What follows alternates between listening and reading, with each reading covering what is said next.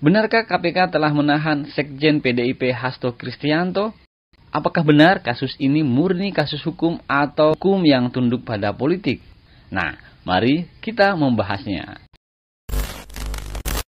Jadi Komisi Pemberantasan Korupsi akhirnya menahan Sekjen PDIP Hasto Kristianto selaku tersangka kasus dugaan suap dan perintangan penyidikan atau obstruction of justice pada perkara buron Harun Masiku.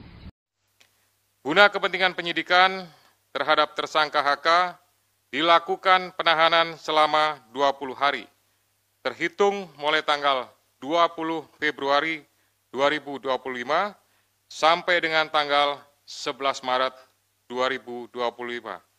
Perkara Hasto ini bermula saat ia diduga terlibat pada perkara suap mantan anggota KPU Wahyu Setiawan untuk kepentingan penetapan pergantian antara waktu anggota DPR RI periode 2019-2024 Harun Masiku yang hingga kini masih buron.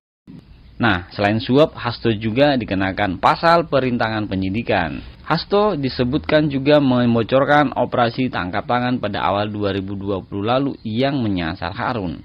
Hasto juga diduga meminta Harun merendam handphonenya dan segera melarikan diri. Hasto juga diduga memerintahkan anak buahnya yakni Kusnadi untuk menenggelamkan handphonenya agar tidak ditemukan oleh KPK. Nah, sebenarnya KPK sudah menetapkan Hasto sebagai tersangka pada akhir tahun kemarin. Namun, Hasto berupaya mengajukan peradilan ke PN Jakarta Selatan, namun usahanya itu kandas.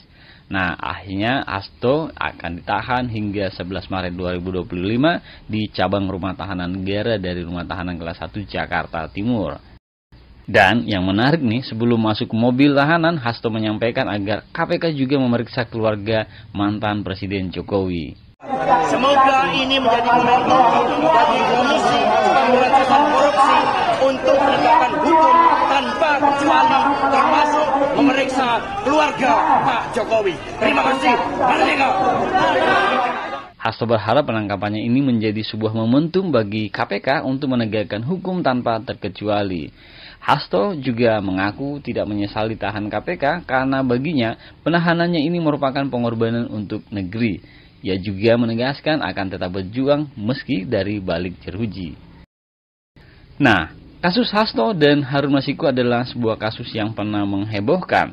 Lalu akankah KPK mampu menangkap Harun Masiku? Ketua KPK Setio Budianto kembali menekankan tidak ada politisasi yang membayangi lembaga anti rasuah dalam menjerat Hasto sebagai tersangka.